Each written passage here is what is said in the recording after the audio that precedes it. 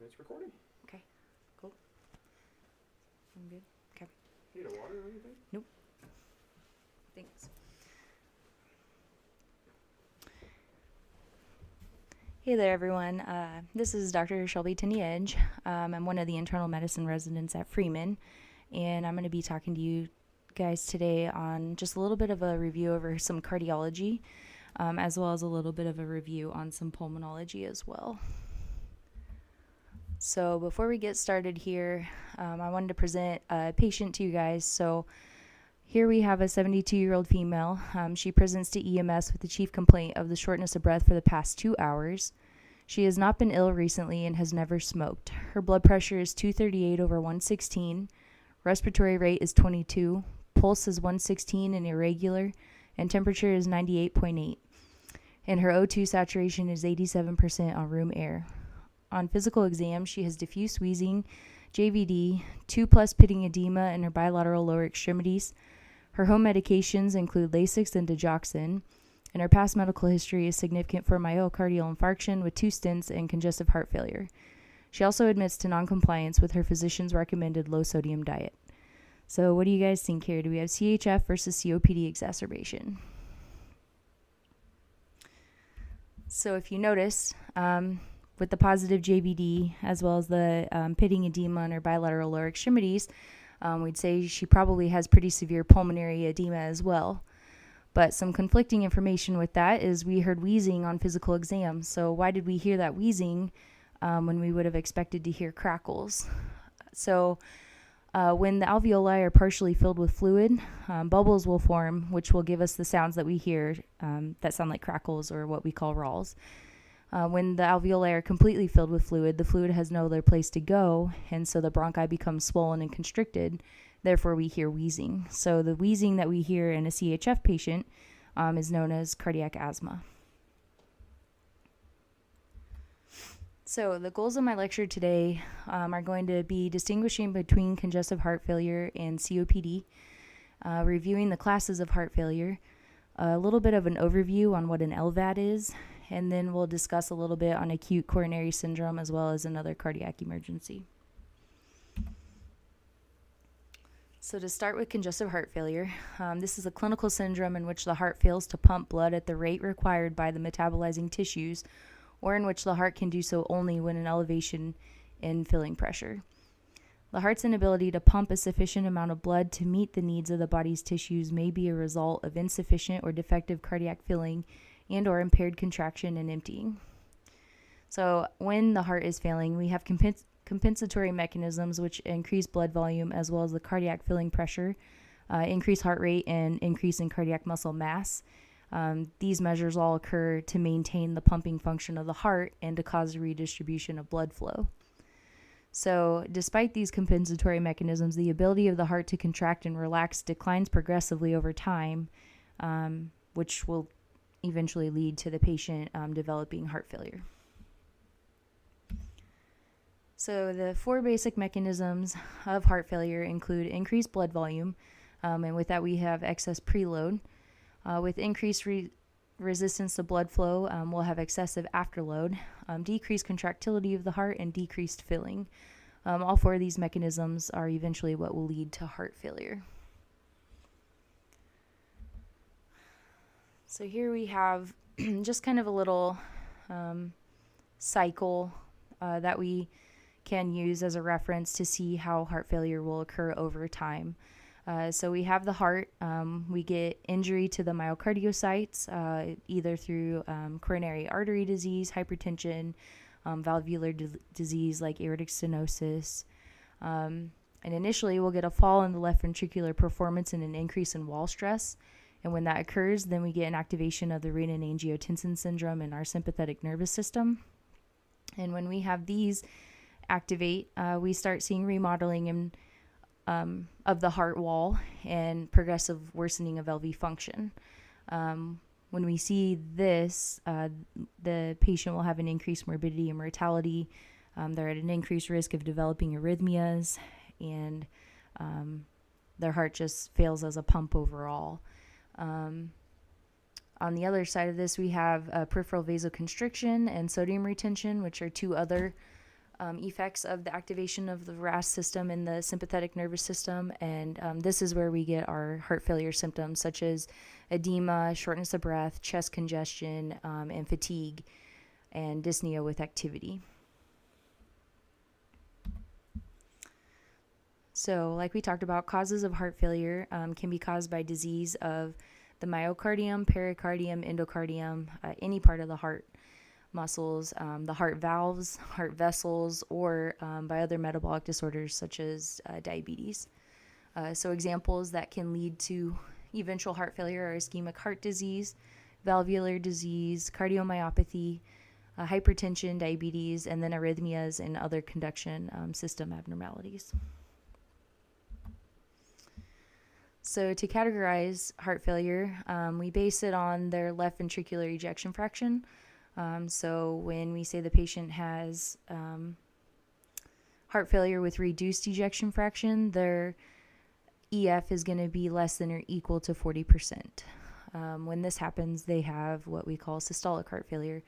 When they have heart failure with preserved ejection fraction, so their EF is going to be greater than or equal to 50%, they're going to have diastolic heart failure. And when they're in that middle range of 41 to 49%, we will classify them as heart failure with mid-range EF. So there's lots of different types of heart failure, but the two that we most commonly hear about are systolic and diastolic. So here's just a little picture distinguishing the two. On your right, you can see here we have diastolic heart failure. This is due to impaired filling of the heart. We typically see this in greater than 60 years old, and the most common cause of diastolic heart failure is going to be hypertension. And then on your left here, we can see systolic heart failure. This is due to impaired contraction of the heart. We typically can see it in any age, no specific age, and the primary cause of this is going to be due to coronary artery disease. So clinical manifestations are going to be similar to what we saw in our scenario at the beginning of this presentation. The patient's going to complain of fluid retention, shortness of breath, congestion. They're going to get short of breath with just minimal activity at home. They're going to have difficulty sleeping due to orthopnea. So often they're going to tell you that they have to sleep in the recliner, or they have to sleep propped up with multiple pillows behind them in order to breathe while they're sleeping. So here just kind of pinpoints a few physical exam findings that we can see with decompensated heart failure. Evidence of congestion, they're going to have the orthopnea or the inability to lay flat when they're sleeping because their lungs are going to fill with fluid. They're going to have high jugular venous pressures, so we might see the increased JVD in their neck if we look, and they don't have a morbidly obese body habitus. They're going to have edema, ascites, and not commonly, but you could hear the ralls or the crackles on lung exam. And then as far as signs of low perfusion, they're going to have cool extremities. They could be obtunded or just acting really fatigued. And then we could see worsening renal function due to the low perfusion to their kidneys. So with an acute CHF exacerbation, these patients are going to present with an elevated blood pressure. If you remember in our scenario, the patient's systolic was, I believe, 228 and diastolic was in the 110s. That's pretty common with an acute CHF exacerbation. They're also on physical exam going to have pedal edema, and they're going to be unwilling or unable to lie flat in order to breathe. With exacerbations, they're typically brought on by dietary indiscretions. So the patient's going to tell you, I haven't been watching my salt intake like I was told to, or I haven't been compliant with my diuretics because it makes me go to the bathroom all the time, and I've been really busy, so I didn't want to have to use the restroom all the time, things like that. Other things could be infection or ischemia from an MI or So typically they're going to have a quicker onset of symptoms in comparison to COPD exacerbations. So that's one main difference between COPD exacerbations and CHF exacerbations that we can look at. So to diagnose heart failure, basically we're going to look at our physical exam, listen to their lungs, look for JVD, look for ascites, extremity edema. We're going to evaluate their chest x-ray. You can see here in this photo, the patient has some vascular congestion bilaterally, and then they have a pretty enlarged cardiac silhouette, which is another telltale sign of heart failure. We can also evaluate their EKG, look at their echocardiogram for any sort of valvular abnormalities, and also measure what their ejection fraction is. Look at their serum tests, look at their creatinine, see if they have an elevated creatinine from hypoperfusion to the kidneys. As far as the BNP, the brain natriuretic peptide, we don't use that as a diagnostic test for heart failure, but we do use it to monitor their volume status. So we just compare it to what their baseline BNP is to see if maybe they're volume overloaded. We can also evaluate their exercise stress test, cardiac MRI, or their cardiac vasculature via cardiac catheterization. So for classification of heart failure, we use the New York Heart Association, and it's divided into 4 classes. Class 1, they're going to have mild symptoms or just no limitation to their physical activity. They're not going to feel fatigue, palpitations, or really any shortness of breath. And then as their heart failure progresses, they'll go to Class 2, where they'll start experiencing some slight limitations in their physical activity. However, they will be comfortable at rest as far as their breathing is concerned. And then we'll bump up to Class 3 as they continue to progress, and they start noticing even more limitations with their physical activity before they start becoming dyspneic. And then Class 4 is the severe class, where they're unable to perform their physical activities without discomfort, and they start noticing their symptoms even at rest. Another way to evaluate heart failure is using the American Heart Association staging system. So they're staged A, B, C, and D. As far as stage A, these patients are at high risk for developing heart failure, so their past medical history is going to include things like diabetes, hypertension, coronary artery disease, or just a strong family history of cardiomyopathy. And then stage B, they're going to be asymptomatic, but they're going to have a past medical history of myocardial infarction or left ventricular systolic dysfunction, or have valvular disease that they just don't have symptoms yet. And then stage C, they'll have symptoms with their heart failure. They'll have known structural heart disease, shortness of breath and fatigue, and reduced exercise tolerance. And then we have stage D, where these are refractory and stage heart failure. They're going to have marked symptoms at rest. Even putting their clothes on for the day is just going to make them pretty severely dyspneic. And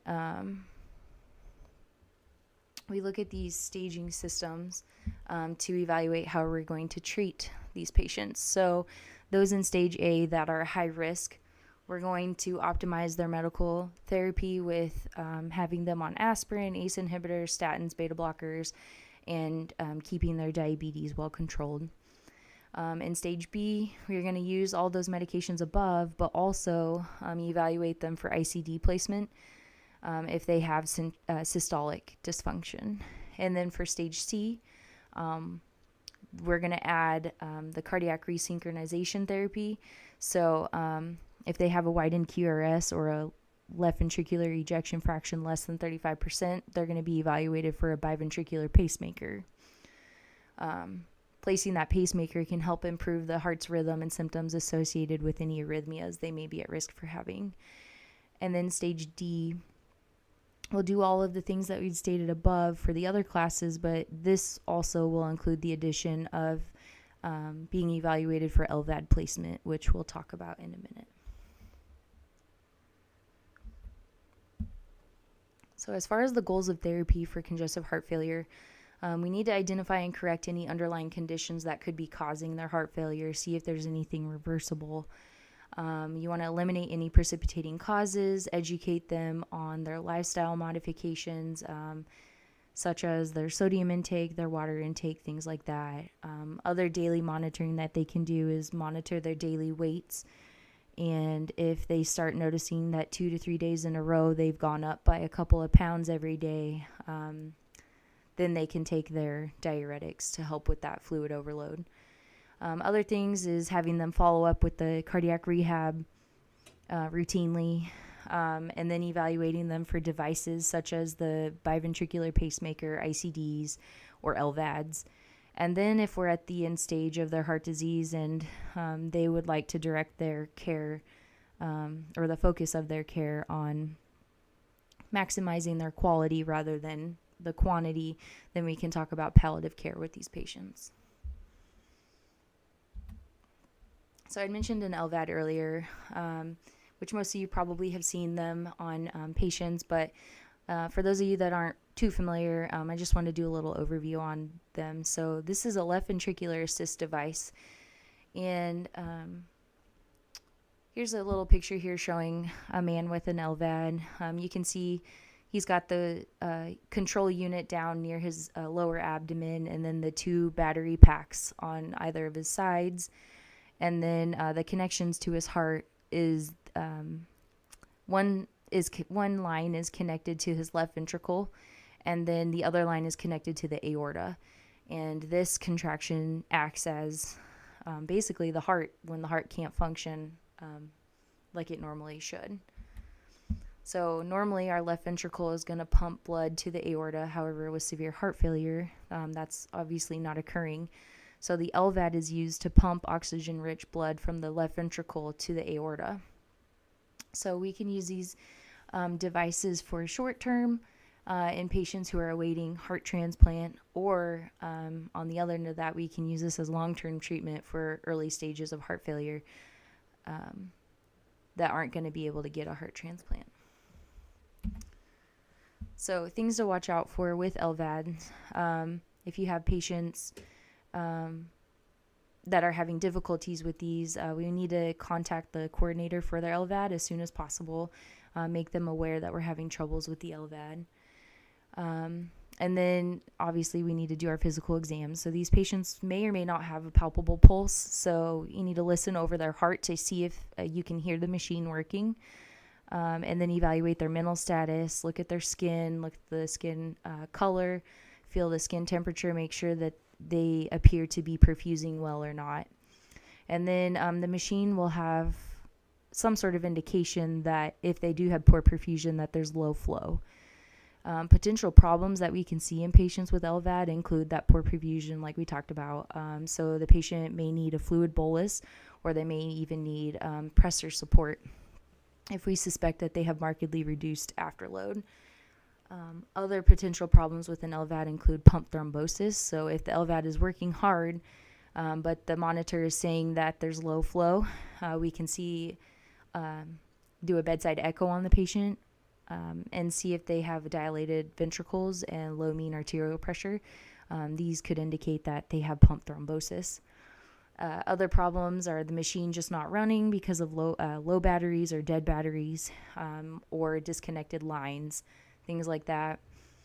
These patients require anticoagulation, so if they're presenting with altered mental status, they may need evaluated for possibly hemorrhagic stroke. And then, like all sort of lines, they could have infected lines. So look at the site of entry into the skin, see if they appear septic, and if there's no other obvious source of infection, then we need to consider these devices as being infected until proven otherwise. So now we'll kind of switch to COPD. We had a pretty long talk on congestive heart failure, so now we need to compare the two. So with chronic obstructive pulmonary disease, this is defined as chronic airflow obstruction due to chronic bronchitis and or pulmonary emphysema. So with chronic bronchitis, these patients are going to have persistent cough, productive of sputum for at least 3 months and at least 2 consecutive years. As far as their lungs, they're going to have submucosal gland hyperplasia, airway edema, and mucus plugging. And then the other aspect of COPD is pulmonary emphysema. Here, these patients have destruction of their assigner walls, leading to loss of radial traction on airways and increased lung compliance. With these patients, we're going to see hyperinflation and poor lung mechanics. And with COPD, greater than 90% of these patients have a long history of smoking. So if your patient's presenting with respiratory distress and has no history of smoking, then it's more than likely not COPD, and that they have congestive heart failure. So I don't think we can have a discussion on COPD without referring to the pink puffers and the blue bloaters. So here on your left, you see the blue bloater here. These are patients with chronic bronchitis. They're typically going to be obese, complain of chronic productive cough, have purulent sputum, sometimes even hemoptysis. And in the early stages of COPD, they may have mild dyspnea, but in the later stages, they'll start complaining of worsening dyspnea. They'll be cyanotic due to the obstruction in their airway.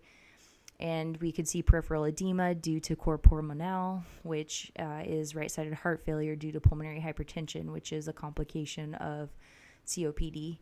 On physical exam, they're going to have crackles and wheezes and prolonged expiration. As far as our pink puffers here on the right, you can see our emphysematous patients are going to appear cachectic and really thin. They're going to have pursed lip breathing, pink skin, be very dyspneic but have minimal cough. They will be using their accessory muscles to help with them breathe. On physical exam, they're going to have hyperinflation, so their chest is going to appear that pathognomonic barrel chest. And then they're going to have decreased breath sounds bilaterally. So like we talked about, one of the biggest risk factors for COPD is smoking cigarettes or being exposed to secondhand smoke. Other things that can lead to COPD include occupational dust and chemicals, air pollution, and then some are just genetically predisposed to developing COPD even at a young age due to their genetic makeup. So as far as the pathophysiology of COPD, we're going to see increased dead space ventilation, which means that these areas of emphysema are going to be poorly perfused, and that leads to increased work of breathing. And then commonly, but not always, in advanced disease, we're going to see this alveolar hypoventilation, which is going to be worse with severe COPD exacerbation. So the patient's going to be pretty hypoxic and hypercarbic because they're not ventilating. So on clinical presentation of COPD, in the beginning, they may be asymptomatic. And then other common symptoms as their disease progresses are going to be that cough with productive sputum, exertional dyspnea, and muscular wasting. And during an acute exacerbation, they're going to complain of a change in their sputum. It used to be white, but now it's turned green and brown in the past week. Things like that. They're going to be wheezing, have increased shortness of breath from their baseline. They're going to tell you that they've tried their nebulized albuterol treatments 4 times today, and normally I only have to take 1 a day, things like that. They are going to have a slower onset of symptoms in comparison to acute CHF exacerbations, which is another telltale sign to differentiate between the COPD and CHF. Usually COPD exacerbations are brought on by infections or other stressors to our body. So on physical exam, like we talked about, in early disease, they could appear normal. And then in later disease, we're going to see this increased anterior-posterior chest diameter with that pathognomonic barrel chest. Bilaterally, they're going to have diminished breath sounds, muscular wasting, and then during an acute exacerbation, they could have wheezing rhonchi and appear cyanotic. So here on the right, we have a normal chest x-ray. The lungs look normal in size, heart looks good. But on the left, you can see we have these tall, hyperinflated lungs. That's pretty typical in our COPD patients. And then as far as the lateral view, you can see on the right here, we have a normal size thoracic cavity on chest x-ray, but on the left, we have that increased anterior-posterior diameter and that pathognomonic barrel chest. And then just to see on CAT scan the lung findings, here on the right we have a normal CT. The lungs don't look hyperinflated.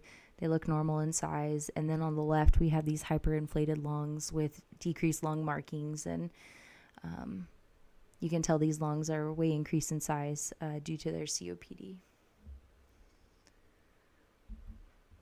So as far as diagnosing COPD, we're going to look at our clinical presentation of the patient and make sure that there's no other alternative causes of their airflow obstruction. So things like asthma, bronchiectasis in a patient with cystic fibrosis, say they have a mucus plug, something that's not going to be reversible, congestive heart failure, and we want to make sure that they don't have anything like TB. And the gold standard for diagnosing and staging COPD is going to be PFT testing. And I won't go over the specifics on the PFT testing. I just really wanted to point out the staging and how with each stage we have a difference in our treatment regimen. So with our stage 1, they're going to have mild COPD. So we want to reduce any sort of risk factors that are going to contribute to their COPD exacerbation. So making sure they're compliant with their annual vaccinations and with their like with the influenza and the pneumonia shots, and then make sure that they have a short-acting inhaled beta-2 agonist inhaler on hand, so like their albuterol inhaler. And then with stage 2, in addition to their albuterol inhaler, we want to make sure that they have a long-acting inhaled bronchodilator as well. And then make sure that they're following up with pulmonary rehab and teaching them different ways to handle their COPD. And then stage 3, these are going to be our severe COPD patients. And in addition to their short-acting and their long-acting bronchodilators, we want to make sure they have inhaled corticosteroids as well. And then at the end stage, as they're very severe, these patients are going to require long-term oxygen therapy and even may need evaluation for surgery. So as far as surgery for COPD patients, they can either be evaluated for lung volume reduction surgery, which is going to include resecting the upper 25% of both of their lungs. And by doing this, they're going to have improvement in their lung compliance, which will help with their symptoms and their overall outcome with their COPD. And then the other surgical option for COPD is going to include a lung transplant by replacing either one or both of their lungs. However, this isn't very successful with a 50% mortality rate at 5 years. So now after talking about CHF versus COPD, I kind of wanted to talk about acute coronary syndrome, since this is probably one of the biggest things that we see on a daily basis. So as far as acute coronary syndrome, it's defined as when there's suspicion or confirmation of acute myocardial ischemia or infarction. So the definition of myocardial infarction is a clinical event in the setting of myocardial ischemia in which there's evidence of myocardial injury. And to diagnose this, we're going to look for a rise or fall in their troponins along with EKG changes or imaging evidence of loss of viable myocardium or wall motion abnormalities of the heart. And the 3 types of acute coronary syndrome are defined as ST elevation myocardial infarctions, non-ST elevation myocardial infarctions, and then unstable angina. However, unstable angina is kind of being lumped in with an NSTEMI when the patient's presenting with chest pain, because the differentiation between unstable angina and NSTEMI is going to depend on our troponins. So now, just worldwide, they're lumping unstable angina in with our NSTEMI patients. So who is at most risk of developing acute coronary syndrome? So the patients with long-standing uncontrolled hypertension, diabetes, high cholesterol, definitely smoking is a big risk factor of ACS. And then our obese, overweight patients that are not very physically active. And then anyone that has a family history of heart disease or stroke is going to be at an increased risk of acute coronary syndrome. So as far as our clinical presentation of ACS, the patient's going to complain of chest pain or discomfort that feels like a pressure or tightness, gets worse with exertion, came on suddenly, radiates down one or both of their arms up into their jaw or their neck, pain going through their back or their stomach. They're going to be dyspneic, feel dizzy or lightheaded, have nausea, diaphoresis. Those are the big alarm symptoms that we look for in ACS. And then as far as diagnosing, we're going to get the EKG, look at their electrical activity, see if there's any abnormalities there, and then obtain a cardiac enzyme panel to see if there's evidence that their heart cells are becoming ischemic and dying off. So as far as a STEMI, like we talked about, it can be diagnosed and confirmed with an EKG. And early on in a STEMI, the biomarkers may be normal, but as time goes on, their myocardium is going to become more ischemic, and we'll start seeing those elevations in their troponins. So here I like this chart because it kind of shows our normal QRS and T wave, and then what changes we should expect in what time frame, because there's a lot of differences. So at the top we have our normal QRS and T, and then after a couple of minutes after an MI, we're going to start seeing a peaked T wave, and then as we progress from minutes to hours, we're going to start seeing ST segment elevation if we've not gotten reperfusion yet. And then as we progress from hours to days, then we're going to start losing our R wave and seeing that pathognomonic Q wave. And then as the days go on, we have T wave inversion, which can, these Q wave, pathognomonic Q wave and T wave inversion can last for weeks up to months on an EKG. So it's important to know what leads we're looking at that have the ST elevations or depressions, because then we're able to determine what part of the heart is affected. So here in the purple, you can see our lateral leads, 1 AVL, V5, and V6. When these are affected, then we're going to suspect that there's a thrombosis in the left circumflex or the diagonal of the left anterior descending. And then in the red on the bottom left, we have our inferior leads that are affected. So when we see ST elevation or depression in 2, 3, or AVF, we suspect that there's involvement of the right coronary artery and or the left circumflex. And then as we see on the right here, V1 through V4, when we see ST elevation or depression in these leads, then we suspect the left anterior descending artery. So once the diagnosis of a STEMI is made, early management is going to be key for these patients. We want to make sure that they have relief of their pain with nitro, assess their hemodynamics, and then correct any abnormalities. So if they need fluids or pressors, make sure we get those on board. And then the most importantly, initiation of reperfusion with either PCI or fibrinolysis if they're in an area that doesn't have PCI and it's going to take too long to get them to a place that does have that capability. And then after the initial treatment, we want to make sure that they're on antithrombotic therapy so we can prevent rethrombosis of those vessels that were originally affected. We also want to make sure these patients are on beta blocker therapy as well to prevent recurrent ischemia and other life-threatening arrhythmias of the ventricles. And the goal for these patients is to have the artery reopened within 1 hour of them entering the hospital. However, studies have shown that patients do best when the artery is reopened within 4 hours of the onset of their symptoms. So then, as far as our NSTEMIs, we're going to see that ST depression, and it's important once this diagnosis is made to start treatment early. Usually with our NSTEMI patients, we want to get them to the cath lab within the first 24 hours if possible. And then acute management is going to be pretty similar to the STEMIs. So we want to give them pain relief, assess their hemodynamics, and make sure that they get fluids if they need it, pressor therapy if they need it, antithrombotic therapy, including antiplatelets and anticoagulant therapies, are going to be important to get on board for these patients as well.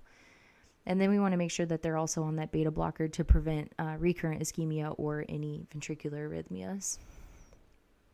So in a patient with an NSTEMI, if they have any one of these 5 following characteristics, then they can't wait to go to the cath lab. They need to go immediately for revascularization. So if they have hemodynamic instability or cardiogenic shock, they need to go to the cath lab right away. Same with heart failure or severe left ventricular dysfunction, recurrent or persistent angina despite the medical therapies that have been provided. If they have new or worsening mitral regurg or a new ventricular septal defect, they need to get to the cath lab right away. And then if they have sustained ventricular arrhythmias, that's going to be another indication for immediate PCI. So it's important to remember with these patients that if they have right ventricular infarctions, so if they have ST depressions or elevations and leads 2-3 or AVF, that we don't use nitrates on these patients because that can decrease the preload, which will cause these patients to have pretty quick hemodynamic decompensation. And then the other thing to remember is that if a patient has had a phosphodiesterase inhibitor for ED within the past 24 hours, that's going to be a contraindication to get nitrates as well. So the last thing I wanted to talk about is aortic dissections. I know I'd talked to you guys about this before, but it is important to remember this in our differentials because they do happen around here. So we see an aortic dissection once there's a tear in that intimal layer of a blood vessel's wall. Once we get that initial tear in the wall, the blood's allowed to enter between the different layers of the vessels, which will then form a false lumen. Aortic dissections typically affect men more commonly than women at a 3-to-1 ratio, and we do see a bimodal age distribution. So the first peak we're going to see is in young patients that are predisposed to having weakened vessels, like in Marfan syndrome or Ehlers-Danlos syndrome. And then the second peak we're going to see is in patients 40 to 70, and most commonly it's due to them having chronic uncontrolled hypertension. So here's a good image showing that tear in the inner wall of the vessel that then allows blood to leak out into the in-between layers of the vessels and forming that false lumen. And then that blood can dissect up or down. So clinically, a patient's going to present with sudden, severe tearing or ripping chest pain. They're going to point that the pain is either in the middle of their chest or between their shoulder blades and their back. And they may say that the pain migrates, and this is due to the dissection continuing in a downward direction. So as far as their blood pressure, they could either have an increased or decreased blood pressure. If they are hypotensive, we need to consider them being in shock from blood loss or even cardiac tamponade. Other physical exam findings, they could have asymmetrical blood pressures between their upper extremities and their lower extremities. And then another big complaint that they may have is syncope, diaphoresis, and they may be confused or agitated. So to diagnose an aortic dissection, initially we're going to get a chest x-ray, and I'll show in a minute. These patients on their chest x-ray will have a pretty widened mediastinum. And then the gold standard is to get a CTA chest, but if for some reason we can't get the CTA, for instance, if they're hemodynamically unstable or if they have renal insufficiency or an allergy to contrast, then we can get an echo. So here you can see on the chest x-ray, we have a pretty widened mediastinum here, which I think this is a pretty good picture to show that. And then here we have on our echo, you can see on the upper middle part where it says TL, that's our true lumen. So that's the actual vessel. And then where it says FL, that's our false lumen, where the blood has seeped out in between the layers and formed that false lumen with the dissection. And then here's the CTA showing that smaller portion is our true lumen, and then where the blood has leaked out and formed that false lumen from the dissection. So with these patients, like most of the things we talked about today, early management is key. You want to control their pain with morphine, make sure they have 2 large bore IVs, and then we need to determine the extent of the dissection with imaging, whether it be the CTA versus the echo. And then once we've determined the extent, we want to limit the extent of that dissection. So first, place them on a beta blocker. The goal systolic blood pressure is to keep it between 90 and 120, and we want to make sure they have a controlled heart rate as well to limit the extent of the dissection. If we're not at that goal of 90 to 120 systolic blood pressure, then we can add nitroprusside as a vasodilator to help keep the blood pressures lower. And then depending on the location of where the dissection is, the patient may require surgical repair with a graft, which I have a good picture here showing that graft repair. So that's all I have for you guys today. Here's my resources here, and I hope I didn't bore you guys too much, and thanks for all that you guys are doing. I know this is a pretty crazy time for everyone in medicine, so just hang in there. We're all feeling it. So I hope you guys have a good day. Thanks for listening.